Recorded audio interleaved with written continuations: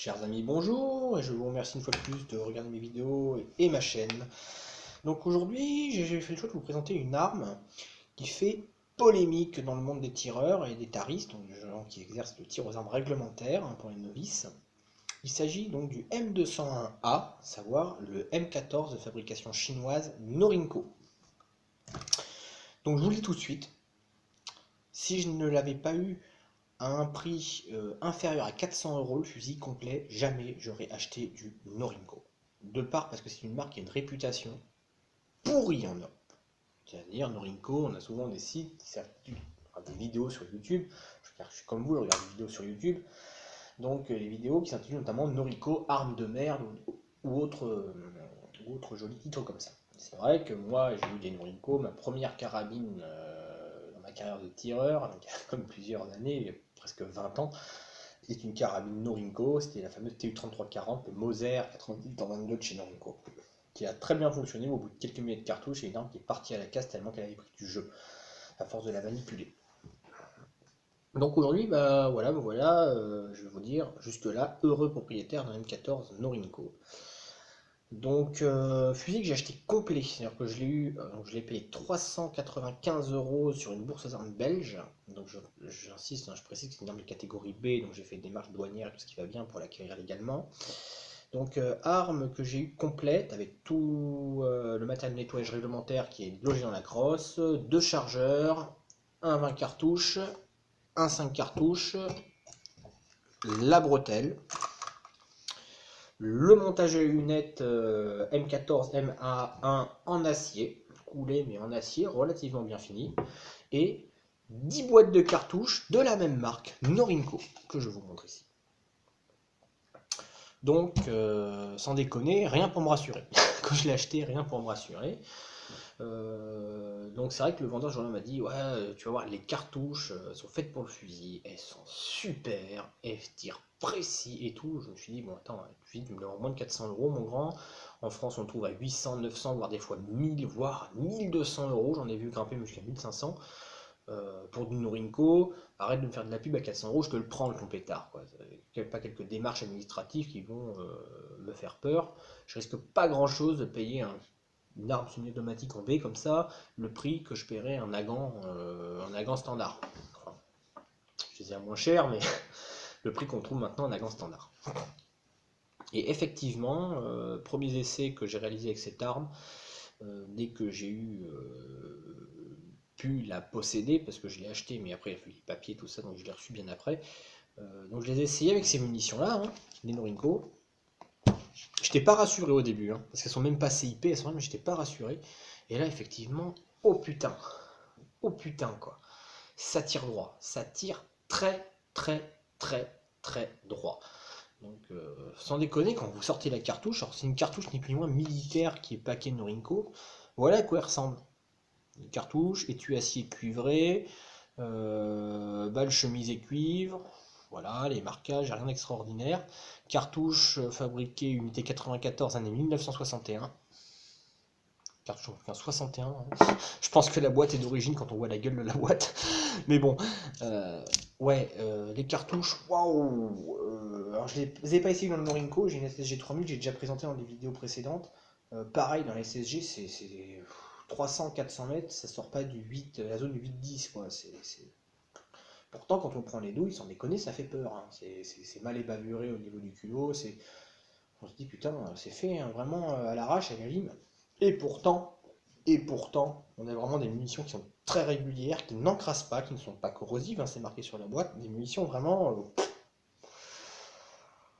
rien à dire. Rien à dire niveau qualité balistique. Alors je reviens un peu sur le fusil, enfin la carabine. Je vais vous la montrer en passant la cam dessus. Donc ici c'est une crosse en polymère, hein, polymère fibré. On voit que la finition est moyenne hein, quand même, on a les traces de coulure ici. Mais ça reste correct, c'est agréable au toucher. Niveau ajustage, j'ai quand même un modèle qui est relativement bien fini. Donc la marque Norinco. Donc c'est une arme aujourd'hui, j'ai attendu d'avoir 1200 cartouches, je crois que je vais avoir bien plus, je vais avoir même plus 1500 pour vous la présenter parce que je voulais vraiment avoir un avis très fermé sur cette arme. Donc le fameux montage, hein, livré avec, 2 points. Garde-main en bakélite et non pas en plastique comme on entend, c'est vraiment de la bakélite.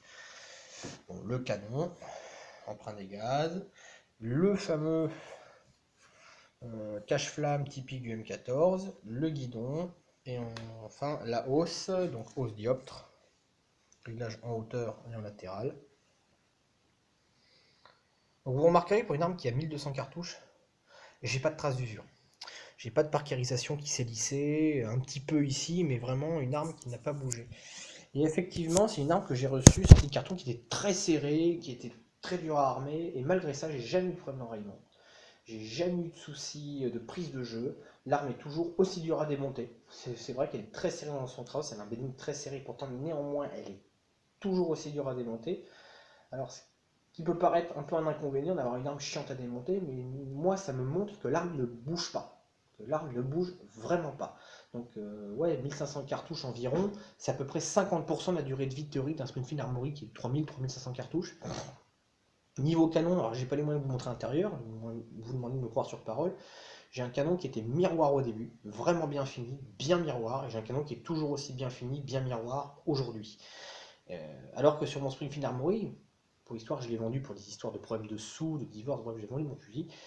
J'avais un canon qui, au bout de 1200-1300 cartouches, montrait des traces qui, pour moi, étaient normales, des traces un peu d'érosion, d'usure, qui est toujours miroir, mais un petit peu moins. Bon, bref, là-dessus, j'ai pas ce problème-là. Pas de prise de jeu, rien. Aucun des problèmes qui m'ont été annoncés au bout de 500-600 cartouches sur les forums, par les collègues tireurs et tous ces gens-là. Donc pour une arme de merde, sans déconner, je suis hyper satisfait. Tirer avec des cartouches chinoises, ça marche très bien. Tirer avec des munitions de fabrication allemande, surplus ou des munitions rechargées maison, avec soin, j'insiste, ça marche encore mieux. Donc j'ai eu un fusil, en définitive, j'ai arrêté de tirer avec sur des distances de 100 mètres, je tire plus entre 200 et 300 mètres. Je vous rappelle que j'ai accès à des distances de longue portée. Ce qui est quand même, sur une arme de ce type-là, très surprenant. Donc une arme à moins de 400 euros. Donc voilà, premier avis, personnellement, en tant qu'utilisateur à l'essai, très positif. Ceci dit, je vous disais, je reste un peu mitigé, parce que je reste un petit peu accroché à cette réputation de Norinco. Donc il faut savoir que Norinco, il y a deux producteurs qui font le M14 en Chine. Il y a Polytech, firme Polytech qui a fait Norinco. Et ça, il n'y a pas besoin de... je ne vais pas me risquer même à 100 euros à acheter un Polytech, parce que je sais que les Polytech, c'est de la merde. De la grosse merde. Des fusils qui prennent du jeu, rupture de canon, rupture de point dégâts, de ressort, de culasse, tout ce que vous voulez, de percuteur.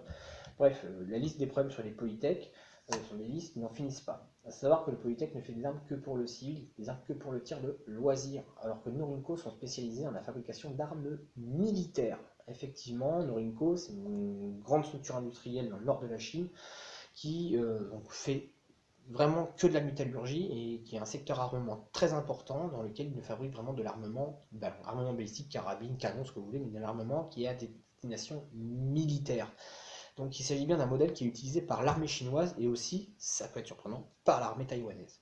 Alors il faut savoir qu'en Chine, même la diplomatie et l'économie, le commerce, c'est deux choses bien séparées. Donc même s'ils sont en guerre, plus ou moins, ils veulent bouffer les Taïwanais, ils veulent reprendre l'île, enfin bref, tout diplomatique pas possible, ça leur dérange pas, pour des histoires de gros sous, de livrer des conteneurs entiers de cette arme-là, qui d'ailleurs a la dénomination M307D, arme réglementaire taïwanaise, donc une arme qui est toujours utilisée au sein de certaines forces taïwanaises. Donc il est identique tant en cote qu'en ajustement au modèle d'origine. Ça veut dire qu'il n'y a aucun problème pour interchanger des pièces de l'original d'un Smith Armory sur un Norinco, ce qui n'est pas le cas sur un Polytech. Donc pour revenir là-dessus, parce que j'ai pas grand chose à dire sur cette arme, je pense que j'attends de vraiment avoir des problèmes dessus pour vous refaire une vidéo. C'est ça en fait que j'attends. Par rapport à la réputation, j'attends vraiment d'avoir des emmerdes dessus pour dire que je refais une vidéo pour expliquer quelles emmerdes j'ai sur mon Norinco. Pour le moment, 1500 cartouches, j'ai aucun problème. Aucun problème, j'ai même envie de vous dire que des fois je trouve que le fusil devrait se roder un peu plus vite. C'est peut-être le seul souci que j'ai eu d'ailleurs, sur les 100 premières cartouches, je trouve que cette arme a été très longue à se roder. Mécanique qui accrochait un peu, alors là elle s'est juste un peu glissée, on sent que ça marche bien, que ça accroche plus, mais à part ça, j'ai aucune prise de jeu, j'ai toujours une mécanique qui est un petit peu ferme, des ressorts qui sont toujours un peu fermes, mais aucun problème, même sur la rétoire de culasse qui soi-disant pose problème, il n'y a pas de marque d'impact, il n'y a rien, il n'a pas pris de jeu, les goupilles n'ont pas bougé, les visseries ne se sont jamais desserrées, Donc toute cette liste de choses qui ne se sont pas produites, c'est ni plus ni moins que des listes que j'ai relevées sur internet de problèmes inhérents soi-disant à ce type d'arme. Je me suis donc renseigné vers d'autres possesseurs de Norinco. Dur à trouver parce que quand on va chez des armuriers, ah ben non, moi j'aurais jamais cette merde, moi je préfère vendre ça, bon bref, peu importe. Les gars qui ont des Norinco, mais bizarrement, je parle bien du Norinco, pas du Polytech, ont tous le même avec moi. Moi je l'ai pris parce qu'il est pas cher, parce que je voulais un truc et finalement je m'en sers pour de la compète, pour des choses comme ça. Vraiment, je fais vraiment ma discipline avec et j'ai aucun problème. Donc vraiment les utilisateurs de mon stand ou d'autres stands, parce que j'ai pas mal de stands de par mon métier, me disent tous qu'ils n'ont aucun problème avec ce fusil jusqu'alors, et certains ont largement dépassé les 2500 cartouches. Bon, pour le moment, c'est vrai que une vidéo qui est peut-être un peu basique, j'essaie de faire des vidéos simples, mais force est de constater que par rapport à la réputation de cette arme,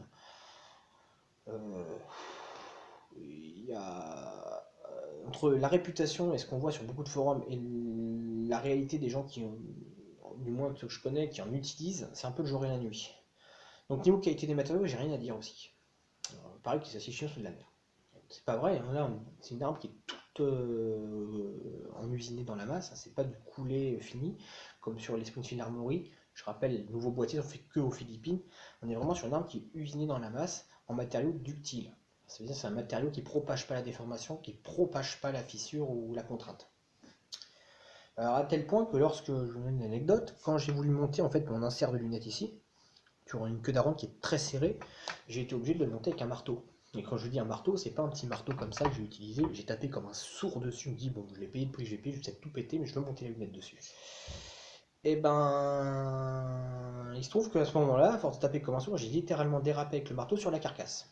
Je me dis oh putain, je n'osais pas regarder, je fais foutu un bang dans la carcasse, je vous en parle pas. La carcasse n'a pas bougé, la parkérisation n'a même pas sauté. En revanche, j'avais un impact dans le marteau. Pour vous dire un peu la nature du matériau, c'est tellement dur que j'ai impacté le marteau, mais j'ai absolument pas impacté la carcasse, qui est absolument impressionnant. J'avais jamais vu ça sur une arme. Je fais ça sur n'importe quelle autre de mes armes, j'ai un nion dans la ferraille, là rien. Donc pour la qualité des matériaux, je pense que je l'ai testé par connerie, pas de souci quoi, c'est pas de souci. Donc voilà, pas grand chose à dire, une arme complète payée moins de 400 euros, sur laquelle j'ai rajouté une petite lunette histoire de me faire plaisir, qui est précise, assez précise pour se faire chier à 100 mètres et vouloir tirer entre 200 et 300 voire 400, je peux aller plus haut, plus loin avec. Une arme avec laquelle je fais du tar, qui passe au tar sans problème, et qui a exactement les mêmes contraintes de tir que l'original surtout. C'est-à-dire que je tire avec mon ancien Springfield ou celui-là, je ne fais pas la différence. J'ai le même poids de détente, j'ai la même sensation de tir à la détente, ça n'accroche pas, c'est fluide. Le poids de détente reste constant à 1,3 kg. 1,3 kg, le même poids que j'avais sur mon Springfield. Niveau précision, je estime ne pas être assez bon tireur pour pouvoir faire la part des choses entre l'original, le Springfield et le Norinco. Mais en tout cas, par rapport à mes défauts de tireur, j'ai la même précision en cible entre celui-là et le Springfield. Donc quelque part, l'arme est relativement précise.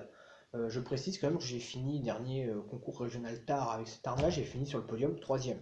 Alors tout le monde se foutait de ma gueule de venir tirer avec un Norinco face à des gars qui avaient des M14 dans la même discipline en national match. Donc c'est vrai quand même que je finis 3ème, donc dans le pôle 3 des tireurs sur cette compétition régionale. Avec un Norinco, c'est la preuve que l'arme peut le faire. Après, c'est plus les défauts du tireur. Je pense que sur un chevalet bien calé, il y aura quand même une différence de précision entre un national match, c'est évident, et un Norinco. Mais entre les mains du tireur, le fait des petits mouvements, la façon, l'acuité visuelle, toutes ces choses-là, c'est plus de la physiologie. Là, il y aura une différence. Donc voilà pour cette petite vidéo rapide sur le Norinco. Je vous remercie d'y avoir assisté. N'hésitez pas à me poser des commentaires, des questions. Je me ferai un plaisir de vous répondre. A bientôt, chers amis.